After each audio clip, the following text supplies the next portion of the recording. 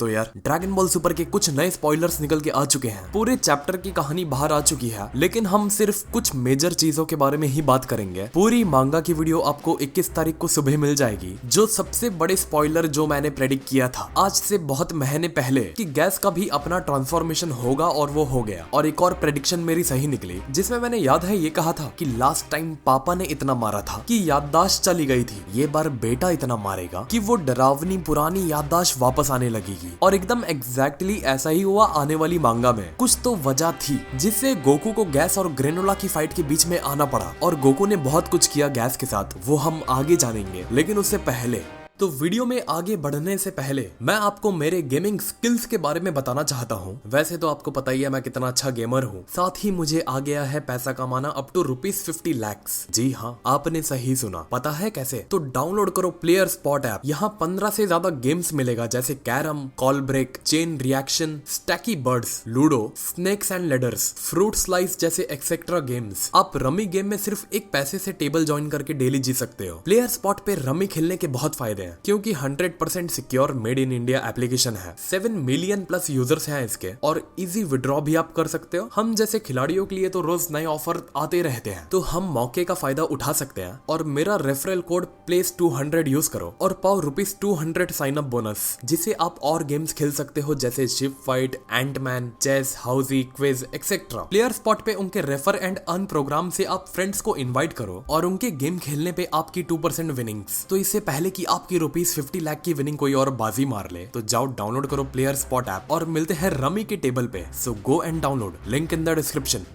तो गोकू इतना डोमिनेट करने लगा गैस को कि गैस धीरे धीरे बेहोशी की हालत में जाने लगा। अब जब बेहोशी की हालत में वो जाना शुरू किया तो उसे गोकू में ही बारडॉग दिखने लगा, और ये सब तब हो रहा था जब गोकू लगातार बस उस पे पंचेस मारता जाता है, और गैस एकदम ठंडा पड़ चुका होता है। एलेक, मैकी और ऑयल दूर से देखकर परेशान हो जाते हैं कि अचानक गैस को क्या हो गया, इतना ठंडा गैस अचानक कैसे पड़ गया, और कुछ रिस्पॉन्ड क्यों नहीं कर रहा गैस गोकू के पंचेस का। और उस वक्त गैस के दिमाग में सबका सब फ्लैशबैक दौड़ता होता है उसकी और बारडॉग की फाइट को लेके, कि किस तरीके से बारडॉग ने उसके साथ क्या क्या किया था। मैं ये नहीं बताऊंगा बारडॉग ने क्या क्या किया था गैस के साथ, वो 20-21 तारीख को तुम्हें पता लग जाएगा। लेकिन गैस के लिए वो काफी ज्यादा भयानक मेमोरी होती है। अब अगर गोकू आया है, ये तो काफी ऑब्वियस है कि भाई गोकू को अचानक क्यों आना पड़ा। और आने वाली मांगा में कुछ ऐसा हुआ है कि ग्रेनोला गैस को संभाल नहीं पाता। गैस अलग लेवल पर जा चुका होता है, जहाँ ग्रेनोला की फिर बस की बात नहीं होती कि वो गैस को संभाल पाए।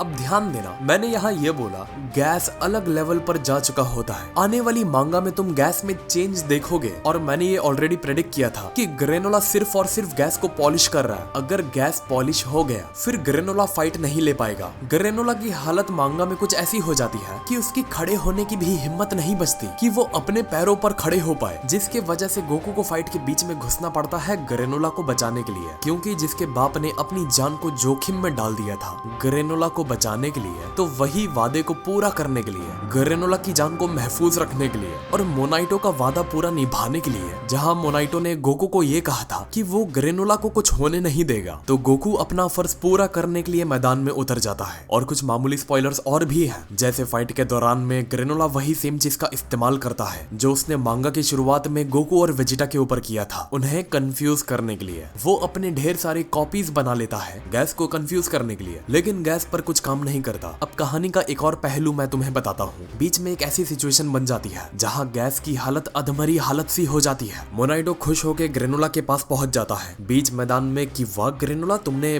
गैस को हरा दिया। लेकिन ग्रेनोला मैदान से नहीं जाता। उसके मन में एक एहसास होता है कि हाँ, अभी ये इधर खत्म नहीं हुआ है, अभी ये और काफी लंबा खींचेगा। उस वक्त गैस की हालत कुछ ऐसी हो चुकी होती है कि एलेक को 2 मिनट के लिए ड्रैगन बॉल पर और मांगी हुई विश पर भरोसा नहीं होता कि क्या सच्ची में गैस स्ट्रॉन्गेस्ट है, और अगर वो स्ट्रॉन्गेस्ट है तो ये सब हम क्या देख रहे हैं, जबकि इसका एकदम उल्टा होना चाहिए था। अब एलेक कुछ तो कहता है गैस के कानों में, कुछ ऐसी चीज जो गैस को हिट कर जाती है। मैकी और ऑयल 2 मिनट के लिए घबरा जाते हैं, क्योंकि वो भी सुन लेते हैं कि एलेक ने गैस को क्या बोला है और उसके नतीजे क्या होंगे अगर गैस ने वही किया जो एलेक उसे कह रहा है। अब गैस के कानों में जब वो बात जाती है एलेक की, गैस पूरा कंट्रोल के बाहर हो जाता है। यहाँ वो ऐसे पॉइंट पर होता है जहाँ जहां उसे कोई भी, यहाँ तक कि एलेक और उसके लोग भी उसे कंट्रोल नहीं कर सकते हैं। और ये तुम एक हिंट की तरह ले लो, यहाँ पर ही आके गैस के अंदर एक मेजर बदलाव आता है। गैस पहले वाला गैस नहीं रहता। मैकी और ऑयल एलेक की तरफ देखते हैं और उनका जो रिएक्शन होता है, वो कहते तो नहीं है एलेक को ऐसे मांगा में, लेकिन जो